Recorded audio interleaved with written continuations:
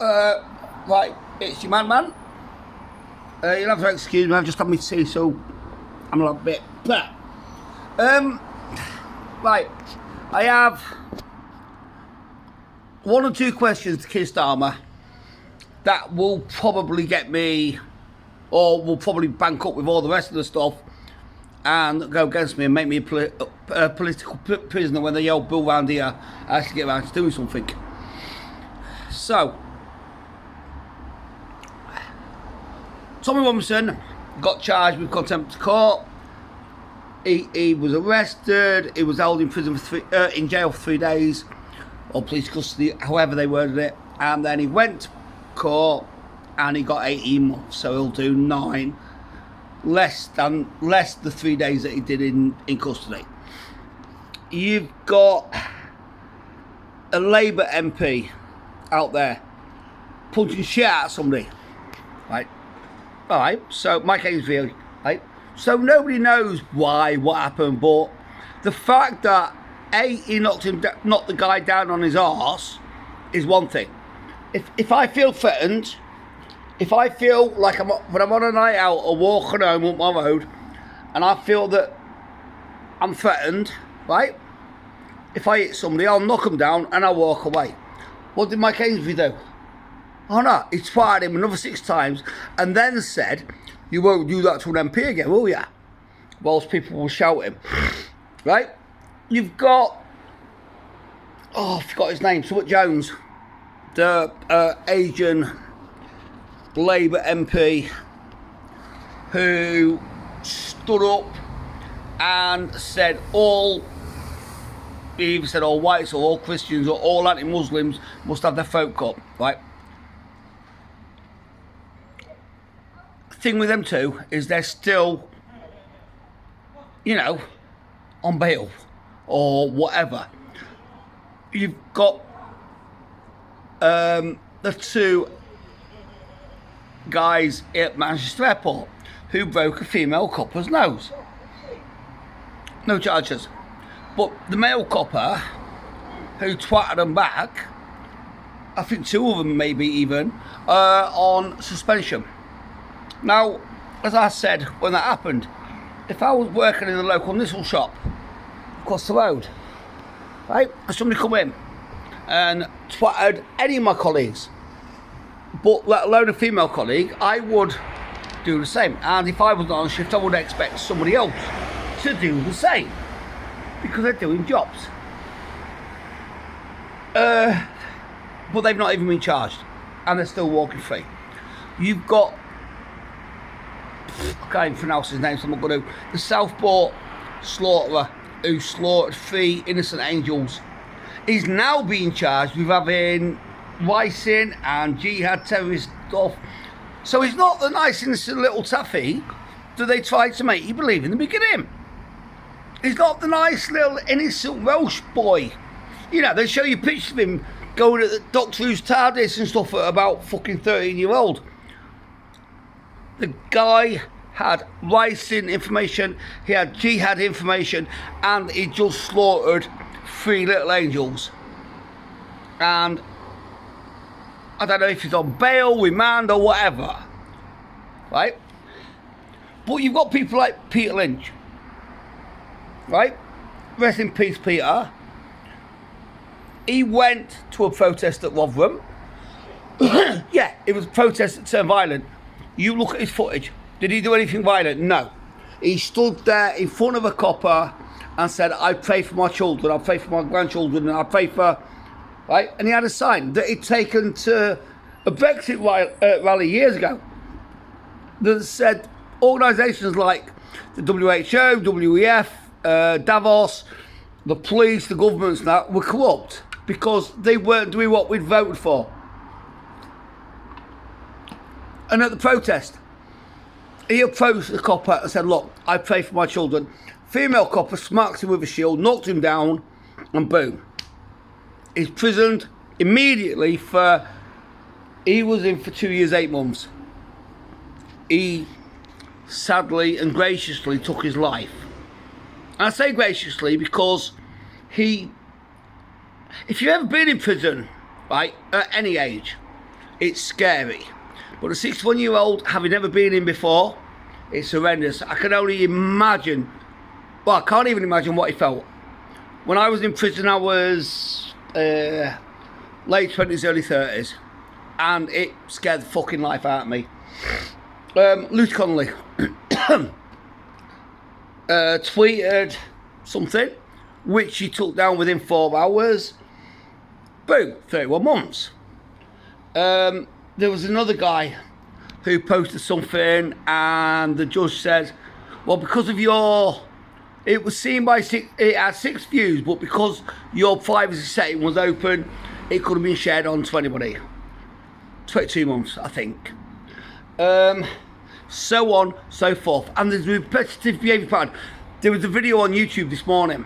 There was a to quote Gobster, there was a pro-Plasticine, right, pro-Palestine move, right, and a Jew was walking his dog, and as he walked past, he stuck the finger up like that, and he said, well, I don't even know what he said, but as he went like that, the old bull grabbed him, shoved him, and said, look, if you don't move on, you're going to get arrested for breach of the peace.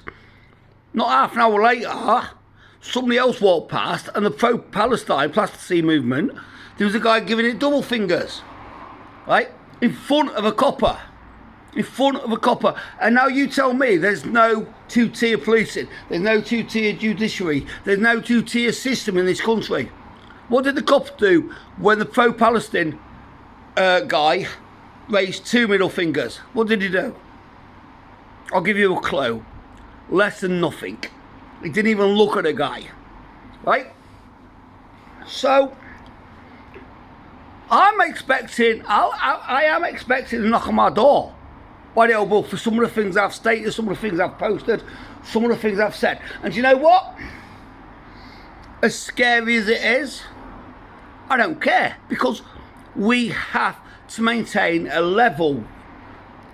Listening to the leader of the UKIP at the rally at the weekend, and I know the rally was a peaceful rally, but the leader of the UKIP hit the nail on the head. Farage and Tice have thrown someone under the bus.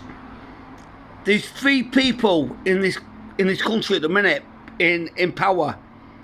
One is the leader of the UKIP, Nick Summit, I can't remember his surname. One is Lee Anderson. He's about the only Reform MP with a set of bollocks, because he's put it out there before, and the other is Ben Habib. Right? They are the people that need to come together. So if it means Lee Anderson and Ben Habib going to UKIP to unite it, but they've got to look at, in my opinion, they've got to look at Reform's failures, not their positivity. And the failures are they ran on one manifestation, and that was the borders and the control. As much as that's important, that's not going to get you enough votes. Would I vote Reform next time?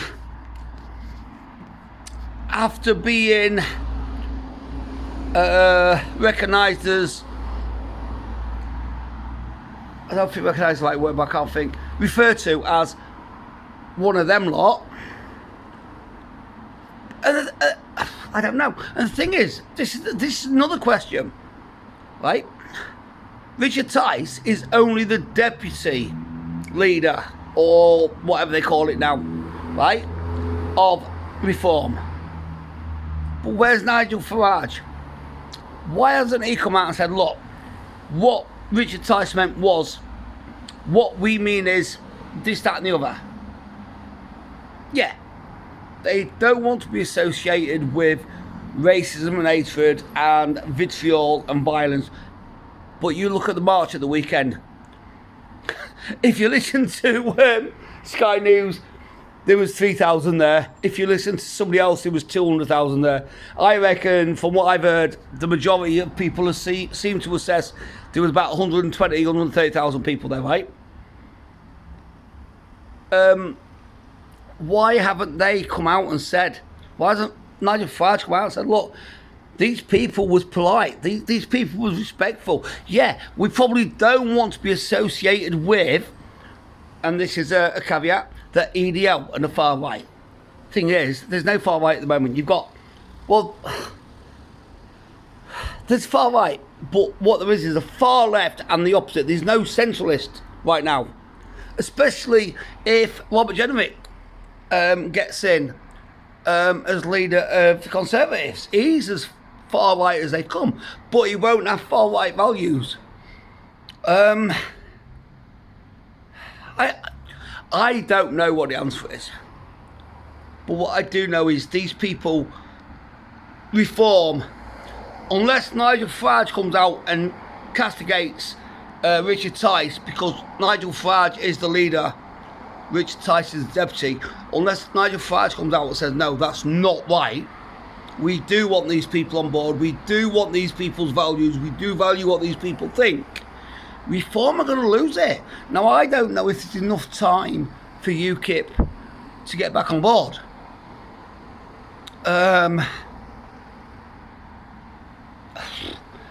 There's, like I say, there's leader of UKIP, there's Ben Habib, there's Lee Anderson, and then there's Tommy. And I think a lot of people want Tommy involved, more involved.